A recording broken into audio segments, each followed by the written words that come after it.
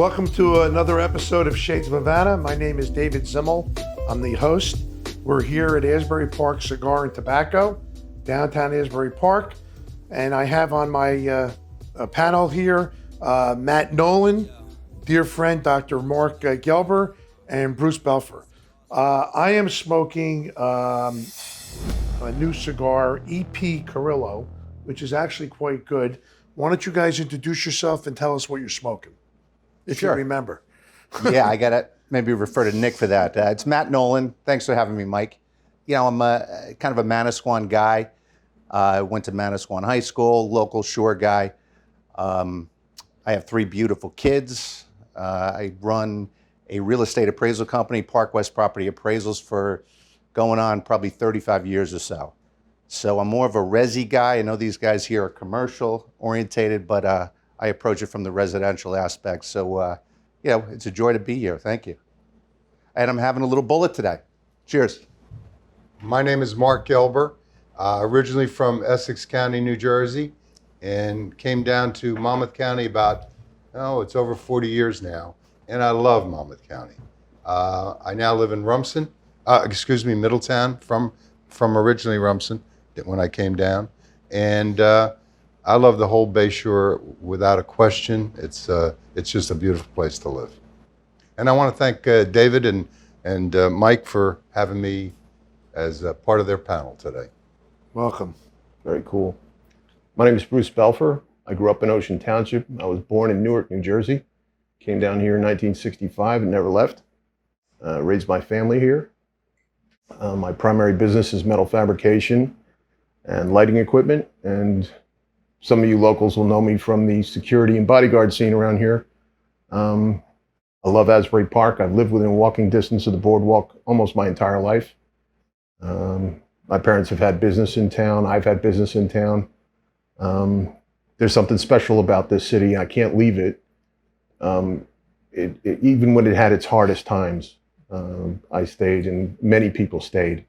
And that's what's special about this town to me, is that it's always felt like being young to be. Yeah, we were just talking on a past episode that the transformation of Asbury Park is tremendous. I mean, for many, many years it was threatening making a good comeback, and I think we're there now. So it's well, it's making a different comeback, and probably a different one than the locals would have chosen if it was up to the locals to choose. But it's coming back. Well, what do you think the locals would have chosen? I think a lot of locals are leaving, and they're leaving because they're being priced out. I think a lot of the decisions that were made 20 years ago are having an impact, certainly on the boardwalk, certainly on the waterfront area. Not all of these decisions are bad, but some of the results of them are to, for lack of a better word, gentrify what was a very local-oriented city. And so the people who came back to it and drew attention to it in the late 90s and early 2000s, a lot of them are being priced out of living here now. That's interesting. I think, unfortunately, though, that has to happen if things are going to improve, right? It's arguable. It's arguable. You can make that argument, and there are other arguments to make too.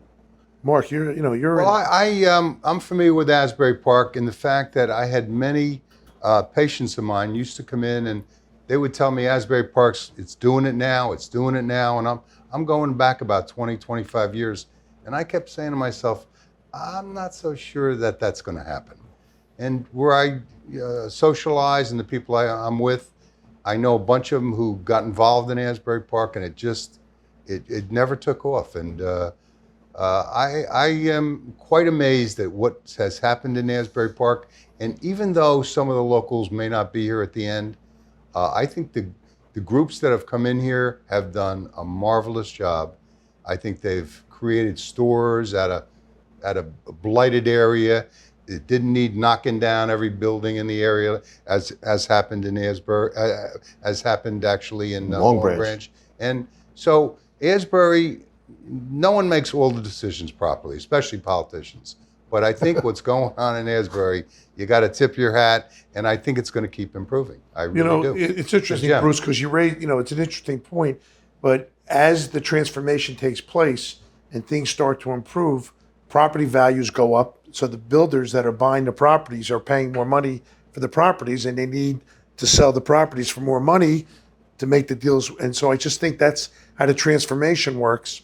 And there's no, I mean, it's an interesting, I never really thought about from the local standpoint, but, Look, there was years where you had literally mental patients living in oceanfront Yeah, apartment buildings because they closed down Marlboro. that's exactly Okay, right. so And Ocean Grove. oh That yeah, is- without a doubt. But mostly it was Wow. Asbury Park, and so that from my perspective, that was about like the lowest point. Not that they shouldn't have a place to live, but that Asbury Park suffered during that period. And to see what's going on today certainly is a vast improvement in many, many ways. However, those of us of a certain age that grew up and down the boardwalk on our bicycles or surfing or chasing girls or whatever we were doing at the time, that part of Asbury Park's gritty but beautiful history is being pushed into the corner in favor of a much more metropolitan sensibility that is less Asbury and more New York. right. Definitely. I think New York's coming into a lot of spots in Monmouth County. It is. And there's nothing you can do about it. They're actually coming into Florida too by the tons. Yeah, I was going to They say really that truly are everywhere. a lot of people are getting priced out of the housing market. It doesn't matter if it's Asbury Park or Spring Lake Heights or all over the place. The sheer volume of appreciation now, Monmouth County, let's take, is off the charts. I definitely see that the market is a little bit wobbling right now. The days on market are not as long. There's not so many multiple contracts or multiple offers on properties now. I do see it, and it comes and goes. I've been in the appraisal business for over 30 years. I've seen a lot of peaks and valleys, including right in Asbury Park. I remember putting a down payment on a condo in Ocean Mile back in the early 80s. Remember Ocean Mile, which is no longer there. Yeah. I bought that for $110,000, Which was a lot of money. which was a ton of money. But I said I couldn't wait to get in there. I can't wait. I can't wait. I can't Now it's wait. your escrow. And I'm still waiting. And 5-6 years later, I wound up getting my money back because the deal never went through. Yeah. But there's been a couple of those troughs, and who knows if now we're in, a downward slide or not. But It's funny you say shorter period of time because I'm in commercial real estate. I don't really deal in residential. However, I just recently got appointed by a judge a piece of property in Marlboro. It was a house on like 6 acres, and it was not really a commercial piece of property. So I brought in a residential broker to work with me because I wanted to make sure it was done the right way. Right. They put the property on the market, and for 1 week, we had 19 showings in 1 week. And they said, okay, we're ready to make a decision. I said, what are you talking about? Because in commercial, you can have a property on the market for a couple months. Sure. And in 1 week, we agreed to a deal and went to contract. So, and I think that is what the way the residential market works today. well, in my opinion, I think the height of the market was probably this year in January. Interest rates were very, very good, but boy, they really silenced when they started going up. They silenced the buyer. They washed away potential buyers with increasing by 2 basis points. It's really. But do you see? Is there? I mean, They have it. They really. I think a lot of this stuff is actually man-made. It was created by the government printing so much money, and I know that the Fed is an independent kind of an institution, supposedly, but where have they been for all my life? Getting up there to the microphone and saying, look, government, we are in charge of the money. You keep spending and spending recklessly and without abandon. You're going to hurt a lot of people because Right. we can't expand the money supply for you. We can't keep doing it. That has never happened, and it has to happen. We've had zero, We'll be in zero interest dumpsters rates getting food. Well, for 15 years. Paul Volcker did it. Well, he did it, but he had a different circumstance. The government wasn't in debt. Well, wasn't for in this much money. debt. We're 30 trillion or 31 Every day of the trillion. week, we're in another. It's another never been trillion more. every Right. 6 months. So, Yeah. eventually, that's what really has hurt us. I believe that the residential market, maybe I'm wrong, is just the toppiness is coming off, and maybe even into the, it'll even decrease a little bit or slightly. You mean the But prices? the prices of homes, right? Will But go a down. lot of people are priced out, yes, but not much. I don't think it's going to be, because the supply is very limited.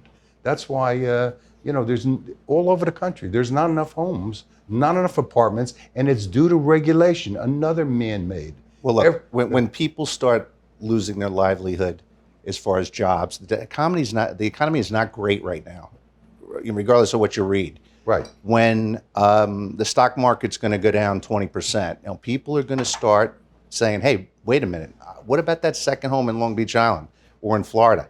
Not right now. Not right now. Well, And those are going to be the first thing to go. But Florida's going to be different. Florida is very special because people love the idea of, not being told to do about every little thing they have. Mm-hmm. Maybe a little less regulation, and everybody wants to be there. All and the no state businesses tax. want to be. No state tax. Which I don't understand how that works. It's like living in another country. Where do they get their money from? They get their money from fees, David, and we get them from fees here too. New Jersey now has, I think, $9 billion extra dollars. They got it from the COVID money that wasn't spent, still not even spent. That's where they come up with all this money. And California, I heard, has like almost $200 billion in surplus right now. New Jersey has $9 billion. Wow. They are not going to return it to the homeowners. What they're going to probably do is give it to the school systems. Who knows? I really don't know. So anyway, I want to know, cigar-wise and cigar pairing-wise, what do you guys, like, where do you buy your cigars when you get them? What do you like? What's your favorite cigar? And do you like to smoke and have a drink, or do you just, is it just a cigar? What is your favorite? I'll go. I'm not a big cigar guy. I do, when I light up, it's usually with a bunch of guys, always. If I'm on the golf course, I'll light up a cigar. When I'm on the boat fishing, I'll light up a cigar, but generally not, I don't have a lot of time to go and sit with the guys and smoke a cigar, unfortunately, because I enjoy it. You got to make the time. I do, but I'm so damn busy. It's like crazy. But I do enjoy a cigar, so I'm not even in a position to say where I buy it, because I buy it occasionally, so. And my experience with cigars is I'm a cigar smoker for many, many, many years, but I just actually stopped smoking them in general. I love a cigar when I'm playing golf. I love a cigar sitting around a bunch of guys and talking. I don't shop a lot for them. I go to another spot in, I believe it's probably in Eatontown or just before Eatontown. It's L&B? Yeah, the guy. It's a hand-rolled cigar. Oh, it's right by the Dunkin' Donuts. Yeah. And I do it for convenience, and that's how, David. But I wish I knew more about them. Bruce? I generally have been buying in Bradley Beach at the Village Tobacco. And my usual buy is Romeo and Juliet Corona. It's hard to find Coronas these days. Used to be the most common, popular cigar, but now everybody smokes something a little bigger ring size. So I'm a big fan of Coronas because I think they're the right size. But I've been in here a couple times, and my friend Steve Royston has turned me on to the My Father cigar brand. I know Steve. Yeah. And so those I enjoy, and of course this is a Fuente, which is one of my favorite brands. So those are pretty much my three go-tos. I smoke cigars almost every day, and I enjoy them. They're relaxing and keep me out of jail. Yeah, I find for myself, it's funny, my wife gets on me for this, but when I come home from work, I'm all jacked up, ready to go. And I like, after dinner, going outside, having a cigar. It relaxes me. And, I tell her that I'm going to die from aggravation before cigars. There's no doubt. No doubt. What do you guys, how do you feel about travel today? In other words, Mark, you mentioned Florida. So Florida, in a sense, is travel a little bit. You got to get on an airplane. Right. With COVID, I know for a good period of time, people were really worried about travel. COVID seems to have come back a little bit. A lot of people have it. However, it doesn't seem that the hospitalizations are up. But are you guys doing more traveling, willing to travel? Do you have friends that, what do you see Right. there? I was on a plane probably 2 years ago, Dave, when COVID was raging, and I just never quite believed what happened was really. I thought there was a little bit of a mixture about what happened, and I really don't think it was the killer that they made it out to be. Now, let me just qualify real quick. Some of the politicians, and I don't mean to keep referring to politics, but we're sending sick patients, especially in New Jersey and New York, into nursing homes. And that's where the bulk of the body bags came. And what they managed to do was scare the bejeevers out of every person in the United States. And across the world, too. It wasn't just the U.S. doing it. And there was a reason why they did it. I'm not even sure what it was. It was incompetence. That was the reason. We're listening It's to as simple as that. Fauci. I mean, It is freaking incompetence. I agree. This country is run by idiots. It's been run At by the moment. idiots for a generation. And the reason for that is simple. When you look at what the media does to anybody who runs for public office, they put them through a gauntlet of shame. They go back into their history. They harass their families. Whatever it is, who in their right mind would want to run for a national office? Who wants to put their loved ones through that? Who wants to put their business partners through that? All of the intelligent people are looking at this shit show and saying, I don't want to have any part of it. Right. Who needs it? So who do you get? You get who you got. You get who you got. And then you've got a media. Now, when we grew up, we would come home from school or whatever, our parents would turn on the news, and you'd watch Walter Cronkite or David Brinkley or Chet Huntley, and these There you people go. basically told you the facts as they knew them. They didn't put any spin on the ball. Maybe there was some government spin, but you didn't get that out of the news anchors. Today, we have no journalism. We have 24-hour-a-day infomercials for particular schools of thought. Whatever that school of thought is. It could be conservative, could be liberal, could be hair on fire, left, who knows? But it's not news. But people treat it the same as they treated the stuff that we got from the David Brinkleys and the Walter Cronkites. So until people come to realize that what they're watching is an infomercial that's telling them what they want to hear, then we're not going to see any progress. Where do you go? Where do you go today for straight news? It's almost impossible to It is. find straight news. Yeah. But you can. What I end up doing is, because I'm basically a conservative person living in a very liberal town, I will watch MSNBC, I will watch CNN, I will watch other forms of news, and then I'll see who is it that they're having me listen to? Who's their guest? What is their guest's background? And I'll do the same thing on the other side, because it helps you cull out some of the crap that you're being fed. Absolutely. While you're watching the news, either on television or YouTube or whatever. But it's very difficult for the average person who just takes the time to flip on their channel and accepts what they hear as true. Well, it's funny. What you say is 100% true, because I have about a half an hour ride to work. So in the morning, I'll typically put on MSNBC for a part of the time, and sometimes then Fox News. And it's amazing. It's like the same subject story. matter, same story, but a totally different spin on it. Right. It's crazy. David, did you ever listen to Mark Simone? No. He's all the time. He's a very interesting guy because he doesn't dwell totally on politics. What station is he on? He's on 71. 71. He really, he gets into Broadway. He has restaurateurs come in. He gets into a little politics. I can't tell you that he doesn't. But he does it in a more delightful way. He's not a yeller or a screamer. And here's Matt to my side here. He's agreeing with me. And because he's really a pleasure to listen to. Give it a try. I'm gonna give it a try, because I it's funny because I have doctor friends that tell me that the mask, unless you're wearing an N95 mask that's fit totally tight on your face, the masks don't work. Other people say the masks work. Now, what's interesting though is when we went to wearing masks, you did see less cases. Now, so can you make an argument that the mask did work to some degree? I don't know. You said it before. You said the basic thing is not how many cases. If you remember about, 8 months ago, 6 months ago, however long, they kept every day reporting how many new cases. Well, so what? It's about the The hospitals. flu goes around. Right. How many goes deaths around and around and around. How many deaths? How many deaths? How many hospitalizations. hospitalizations? That they didn't want to talk about because that wasn't happening.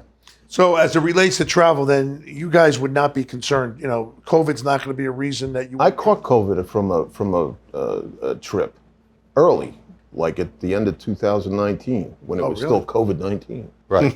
And You say you're sure that's where you got it? absolutely certain because, and just because of who was in the airport in Orlando, it was a big field trip for a huge number of Chinese nationals. And I'm sitting there, of course, I have to pick the Chinese restaurant to have whatever I'm eating before the flight. So I'm surrounded, and I came back.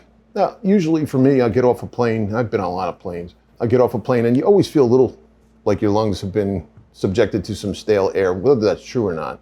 You always, at least I do. So I didn't think much of it. 2 days later, I was running a fever, and 3 days later, I had pneumonia. And I went into the doctor, and I was surprised to find out I had pneumonia. Yeah, and then I tested positive without being sick again. By the way, COVID pneumonia too is like the worst thing that can happen to you. Exactly. Terrible comment. Did Yeah. you get the monoclonal antibodies? No, nobody had that. No, you didn't. Yeah, 'cause nobody you know. were like really No. early on. He didn't even have his injection, so he's Right. No, I had no booster. he's just a I had- strong guy, and he could weather the storm. Yeah, because I that's don't, what you know wanna what? avoid, I COVID appreciate pneumonia. that, but I'm not sure that's what it was. I think it really had more to do with the fact that I paid attention to it, went straight to the doctor. Because, That's right. I had never been in a situation where in the middle of the night I really was like not able to catch my breath. I'm like, what the hell is wrong? So I went into the doctor first thing in the morning, took a chest x-ray. They're like, you have pneumonia. I have what? It's just stunning. So I took the medication and stayed off my feet a couple days, felt better. And it wasn't until they closed down the country really on my birthday in 2020, March. March 13th. They closed the place down, and then they started doing the COVID testing shortly thereafter.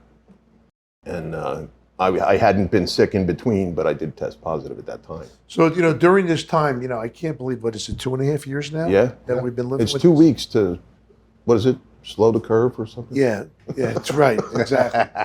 But during COVID, everyone was staying home. The information of addiction now, with coming out of COVID, with more people, on drugs, overdoses, alcohol consumption.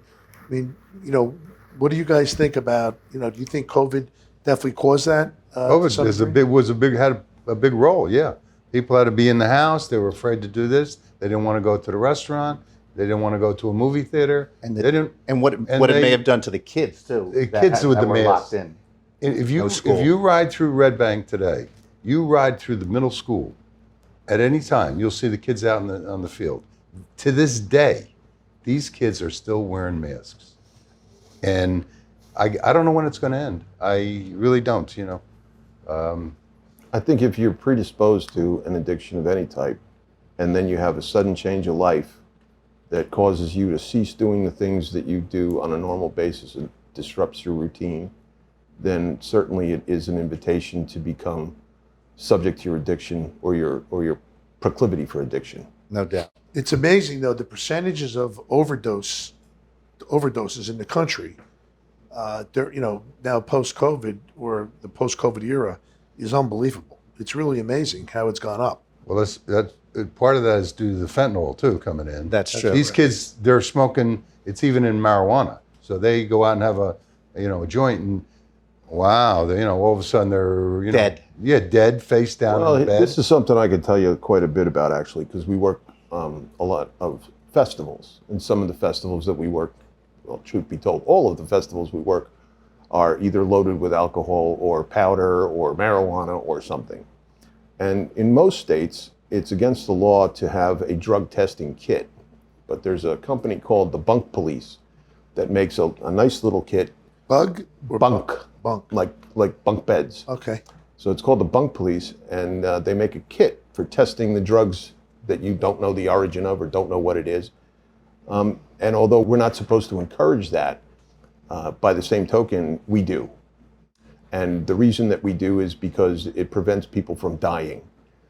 They will take a powder, they will take, snort it or take it or whatever the heck they're going to do, and they will not know what it is they're taking. And at festivals for years, we would have at least one death at every one of these music festivals or something like that. Do they do the mushroom deal? I hear they do a lot of the mushrooms. Well, no, what they're gonna do is they're not gonna actually bring in the mushrooms. What they're gonna do is they're gonna bring in a jug of what they say is iced tea.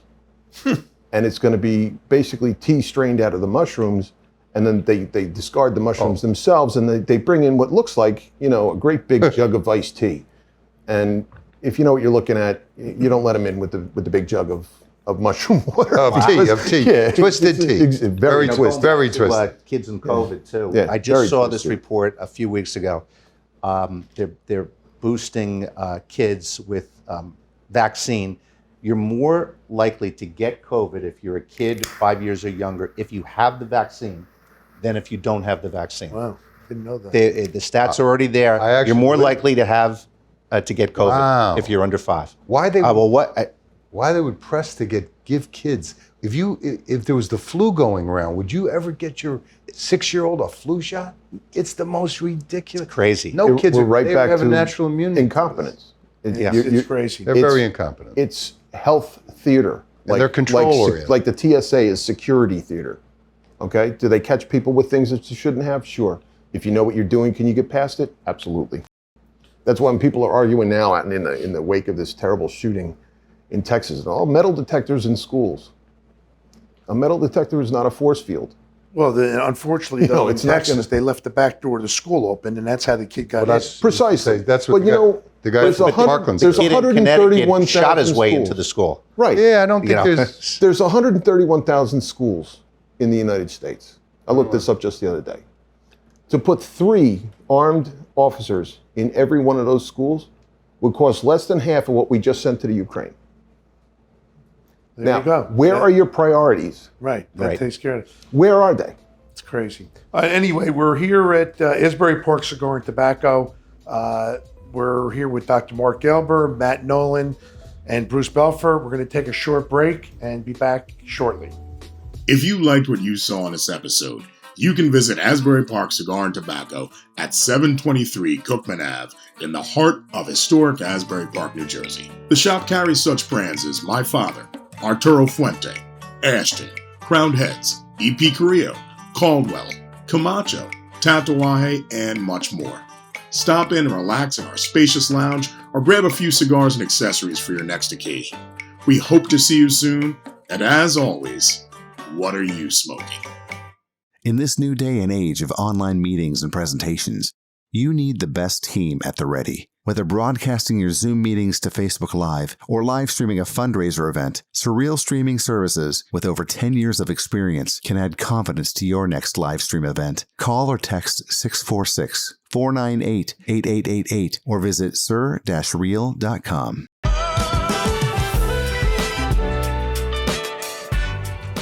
MRD Productions is a full-service digital media company dedicated to creating and producing content with purpose.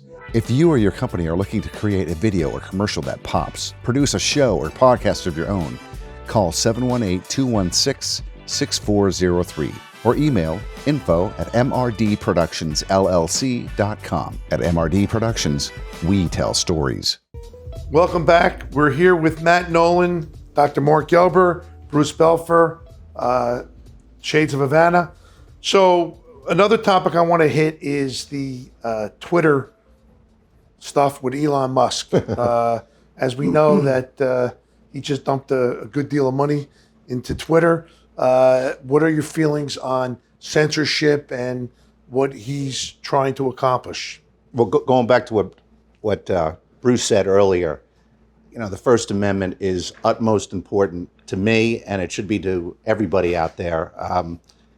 And when that gets quelled, when that gets manipulated, when that gets quashed in some way, we got big problems. Absolutely true. It may cost us an election or two. When the media and the news outlets. Well, that's why I said it in that way. You know what? You know what I'm saying? Might have It already did. It already did. Yeah, you can argue that it could cost us an election, but it depends on who's the us you're talking about. In the bigger picture, it could cost us the country. Yeah. It could cost us the rights that the founding fathers set forth in the Bill of Rights. No doubt. There's a reason why it's the First Amendment. It's the First Amendment because it's the most important individual right that an American citizen has, is the right to speak his or her mind. And in the absence of that right, with someone telling you what you can or cannot say, America functionally ceases to exist. I totally agree. I admire Elon Musk, and my biggest thing, and I like to say it all the time, is who ever thought in the United States of America we were going to have a debate about the First Amendment and freedom of speech? Who could ever even imagine it? Antonin Scalia. Nobody. I couldn't even think about it. Scalia. So we have it now, anticipated it. and I think it's very sad. We have gun rights. All the amendments seem to be under, or plenty of them. They're right. They're all under scrutiny. They're all under big stress. Well, you got to wonder, what type of an individual would ever cede a right back to the government? A right that is actually an individual right, and then say, no, government, we don't want this right, take it back. Because that's the discussion that you're having about the First Amendment, the Second Amendment, any one of these amendments. When they become in jeopardy, you're basically saying we're not responsible enough to take care of ourselves and to use this right in our own best interests or in the best interests of our country. Please take it away from us. That's a fool's errand. Look what's happening in Pennsylvania right now as we speak. Yeah. The election was a week ago, and we still don't know who won the governorship. You really don't hear too much about it. You know the sad part about it? The Senate, saddest part the Senate. about this whole thing? The closeness of it. And they're all of a sudden, a judge, just some judge, has decided that they're going to count ballots that don't match, the numbers don't match, the signatures don't match. And the judge said, that's not a problem. You're going to count them anyway. The legislature, who makes the state laws in Pennsylvania, does not allow that.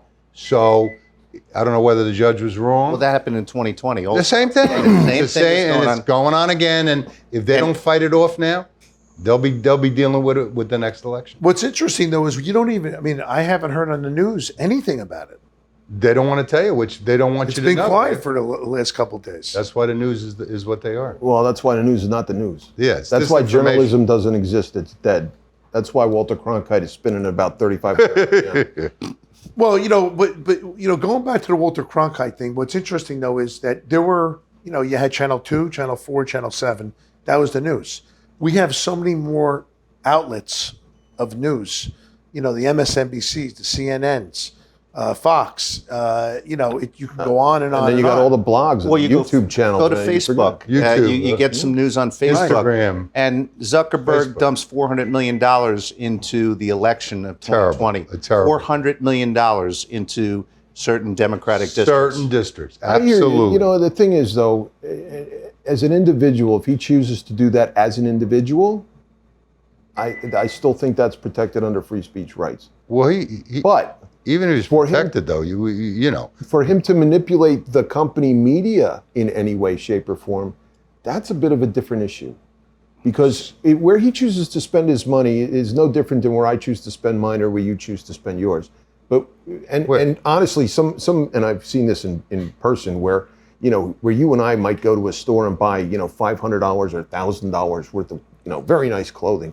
I've seen very wealthy people walk in and drop $65,000 like you and I would drop $500. So for a guy in his asset class, $400 million might be worth it to him. I don't know. Well, it's the He same has a thing little with bit of Elon a- Musk. What did he spend? $43 million? Billion. $43 billion. Well, he didn't spend it yet, Dave. Well, no, he didn't spend it yet, Well, but he's They're threatening. trying. They're still jerking him around, Yeah. and it's, And vice versa. that's Well, a very small portion of his net worth. Well, it's about a third of his net worth, and he's financing most of it. But yeah, They- that number is If he can about pull it a off, third. good. God they bless say him. in the But last week or two he's lost with Tesla. the thing that They're cracks beating up me up, Tesla, though, that he lost $170 billion. I believe that's the number On Tesla. on in stock his value. wealth. Stock value. Yeah, it could go up back Yeah, up. it's but a right meaningless now, thing until he sells it. yeah, that's true. He doesn't pay tax until he sells it, and you're right. Well, he doesn't realize the profit until he sells it either. Correct. So I understand. It's right now it's all paper, and that's all it is. So the next thing is interesting power of the cigar community. So I know myself, I hang out, once in a while at cigar lounges. I've met, some amazing people, all walks of life, policemen, attorneys, doctors. We sit around and everyone talks like we're talking now. Everyone, you get a lot of opinions, and I've made a lot of great friendships. So I mentioned before, where do you guys smoke? I mean, do you go to a cigar lounge at all, or? I never have, Dave. Never have. Never. You're have. missing out on something. well, you're I here think now. You're right. Yeah. I'm here now, and I tell you what, I'm enjoying closest myself. I've come I may not to. leave. I'm going. Bruce, You got another you, show? Just because I'm friends with Steve Royston, he's kind of got me to go a couple times, different places, and I'll go with my friends, a boys' night out, and we'll bring cigars and have a little drink and a cigar after dinner. But cigar lounges, some of them are really excellent, and some of them are not so excellent. Right. This one happens to have like a great atmosphere, so I'm digging it. Yeah, no, it's because it's very interesting, meeting people, it's very diverse. You got people from all walks of life. And for some reason, I find that when you get into a cigar lounge, everyone is just chilled out and, TVs are on and everyone's just talking.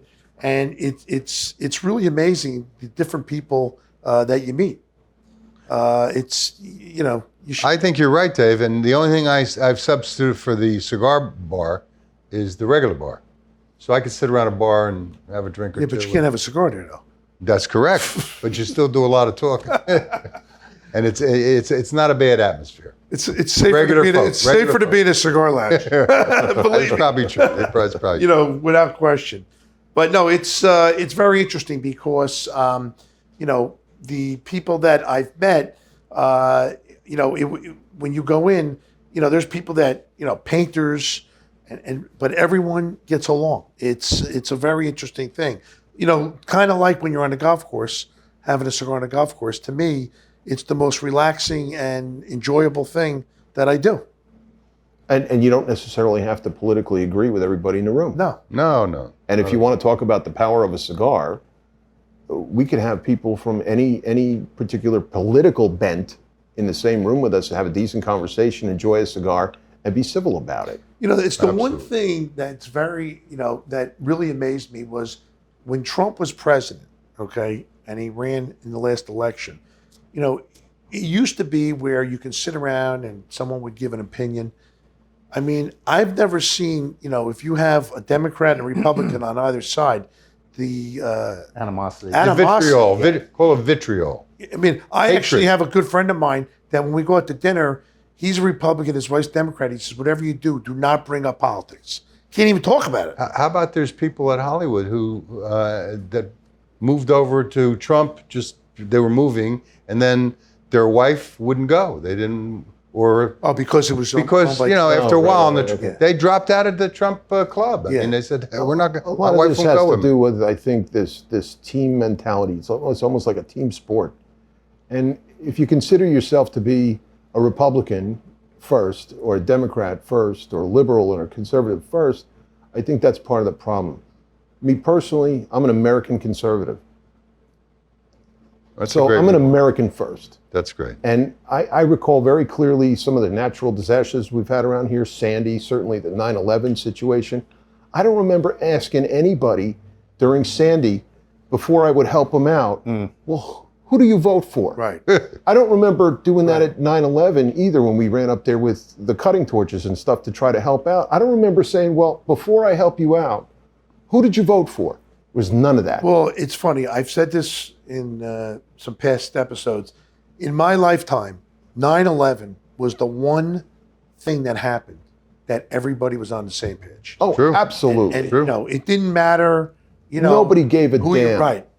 Everyone was on the same page. Nobody And cared. it's a shame. Black, that in white, this country, right? didn't matter. Why can't Politics, we just give her an nobody opinion? cared. And if someone doesn't agree, it's okay not to agree. It's just an opinion. Because when people try to keep dividing you and making rules and doing silly things, and everyone sees it and with their own eyes, it brings this about, and that's what's I'm doing going an on. appraisal right now. I have it right on my desk. It's a divorce.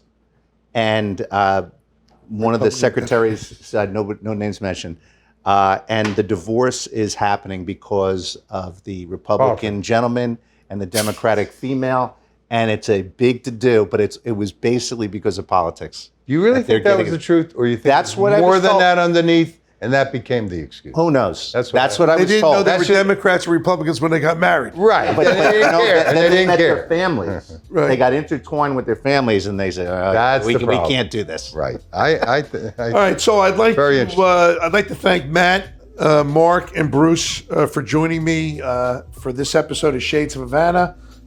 We are looking forward to many more episodes this summer, and I just want to leave off by saying, what are you smoking?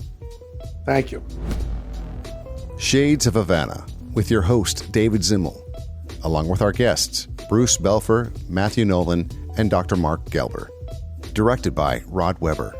Created by Michael R. Doyle. Producers, David Zimmel and Erwin Sternberg. Executive producers, Michael R. Doyle, Sean M. Sternberg, and Rod Weber.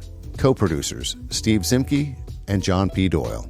Camera, Mark Manass and Sean Duenas. Sound and live mix, Rod Weber. Editor, Steve Zimke. And special thanks to Nick Foster for hosting us at Asbury Park Cigar and Tobacco Company in Asbury Park, New Jersey. Shades of Havana was brought to you by Senior Juan Cigars. Visit SeniorJuanCigars.com for subscriptions and suggestions for your next great cigar. Surreal, sir-real.com for all your streaming service solutions. Or call 646-498-8888. Again, 646-498-8888. Our sponsors' websites and phone numbers are also provided in the show notes. When you visit our sponsors, you're helping them and helping our show. And if you enjoy Shades of Havana, we hope you tell your friends and give us a great rating wherever you get your podcasts. All opinions expressed by the Shades of Havana participants are solely their own opinions and do not reflect the opinions of Shades of Havana, Inc., a subsidiary of MRD Productions, LLC. Shades of Havana is an MRD production.